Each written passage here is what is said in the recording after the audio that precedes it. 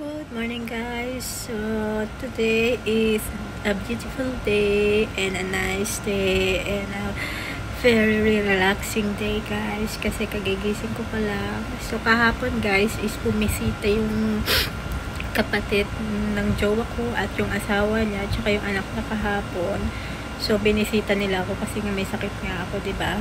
So may possible na ma-operahan ako. So binigyan ako nung asawa niya ng isang Mama Mary, yung Panginoon, para daw magdasal ako. Tapos kasi yung binigay niya sa akin guys, nung nagkaroon daw siya ng problema sa panganganak niya, may possible na mamatay siya at saka yung bata. So nagdasal siya na nagdasal. So, nagkatotoo yung dinasal niya na survive yung anak niya. Na-survive yung anak niya. Tapos, survive din sila. Tapos, ngayon, binigay niya sa akin yung Mama Mary. Sinabi niya sa akin, magdasal daw ako. Para maging okay daw ako, sinabi niya. Kahit nila. Tapos, kasi sa appointment namin is February 9. Pupunta kami ng hospital. Inimbitahan nila kami sa bahay nila. Pagkatapos tayo pumunta ko ng hospital, kumain daw kami ng tanghalian doon sa apartment nila. Ang bait nila, no? Sobra. So, ayun guys, yan. Good morning guys. Good morning sa inyong lahat. So, ngayon guys, wala kami yung sakyan. So, hindi namin alam kung anong gagawin namin today. So, pero ngayon guys is nagugutom ako. So, kakain tayo ng umagahan. So, may bread pa kami. So, ayun, nakakainin namin ngayon. Morning.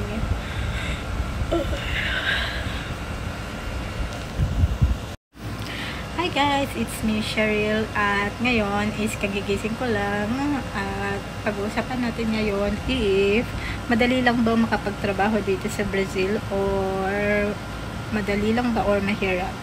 So, sa mga tao dyan na gusto mag-cross country o mag-think na pumunta dito sa Brazil is mag-isip-isip muna tayo guys bago tayo pumunta dito. So, first of all guys is ang mga tao dito is hindi marunong mag-English. Okay? Hindi lahat ng mga tao dito nakakapag-English. Pag pumunta ka sa grocery store is hindi sila nakakapagsalita ng English, Portuguese lang sila. So, para sa inyo na gustong pumunta dito sa lugar nila is kailangan nyo muna mag-aral ng Portuguese guys kasi mahihirapan kayo. Maganda ang Brazil for tourism kung gusto niyo magbakasyon dito or tumingin-tingin ng mga iba't ibang klase ng lugar, pwede kayong pumunta guys. Pero kung gusto niyo magtrabaho dito, mahihirapan kayo pag hindi kayo marunong mag-Portuguese, okay? At dito kasi sa lugar nila guys, madali ka makapaghanap ng trabaho kung marunong ka ng salita nila. At hindi po ganun kadali yung lingwahe nila dito guys, sobrang hirap. Ako nga ilang taon na ba ako nag-i-stay dito, mga 1 year and 2 months na kami nag-i-stay dito, pero mga basic pa rin ang alam ko guys. Kasi dito ang eskwelahan nila guys is walang nagtuturo ng English. So, kailangan mo talaga ng private teacher mo na marunong mag-English to Portuguese. Kailangan siyang pumunta dito sa apartment nyo at tuturuan ka. Pero kung gusto mong pumasok sa eskwelahan, hindi ka matututo kasi lahat ng mga teacher doon nag-i-speak ng Portuguese. So, ayan nga guys. Tapos, dapat guys is, ano pa ba? Ewan ko lang pero pwede kang mag-part-time sa mga bahay, tagalinis, mga ganyan. Kung may mga kailangan sila tagapag-alaga ng bata, pwede mga ganun. Pero kung sakaling gusto mong mag-work sa mga company, sa mga grocery store, sa mga sales, hindi ka pwede mag-work guys. Kasi kung hindi ka marunong mag-Portuguese, hindi ka pwede mag-work. So, yan nga. Kasi ako ngayon guys, wala akong work ngayon. Nag-YouTube lang ako, nag-video lang ako. At hindi ka rin pwedeng mag-work sa company kung wala kang mga papers na nakikailanganin mo. Like, ewan ko, parang meron ata silang basta may mga papers na kailangan din para makapag-work ka sa mga company or sa mga sales na ganyan guys, diba? So, yan nga guys. So, ngayon guys is nagising ako kanina, so bumalik na naman ako matulog kasi Kasi guys, kagabi, bumisita yung kapatid niyang lalaki, tapos yung asawa, tsaka anak niya. So, nagluto kami ng chicken, nag-barbecue sila ng chicken, tapos sausage. Ayun yung Tapos yung jowa ko ngayon guys, wala siya rito kasi nasa kusina siya, nagluluto siya ng sopas. Kasi may natirang chicken kagabi na barbecue. Gagawin yung sopas yun. So, ikakat-kat niya ng small. Pagkatapos is ayun yung ipagsasahog niya pang sopas, diba? So ngayon guys is i-share ko rin sa inyo kung ano rin ba yung mga kailangan ninyo para magkaroon kayo ng permanent resident visa dito.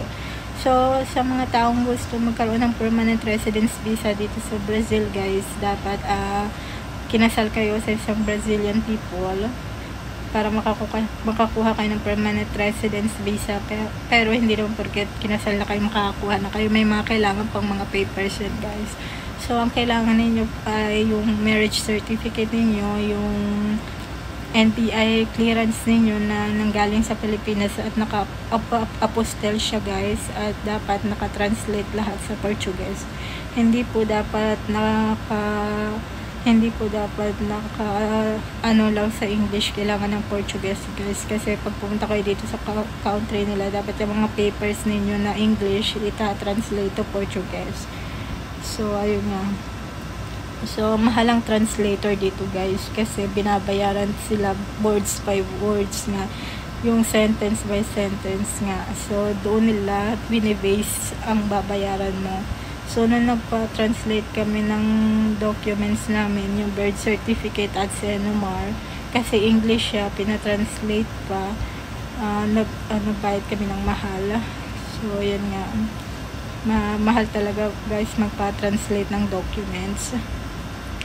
Pagkatapos, kasi guys, nung pumunta kami ng Federal Police, may appointment kami for interview ng permanent residence visa ko itong March. So pagkatapos nun, pag naipasa mo na lahat ng mga papers mo sa Federal Police, mag-wait ka pa ng 2 months, 60 days para magkaroon ka ng residence visa dito. So hindi ko alam kung anong klase ng residence visa or ang ibibigay nila. Ang alam ko is itatatak nila doon yung visa mo sa passport mo, tapos bibigyan ka nila ng ID.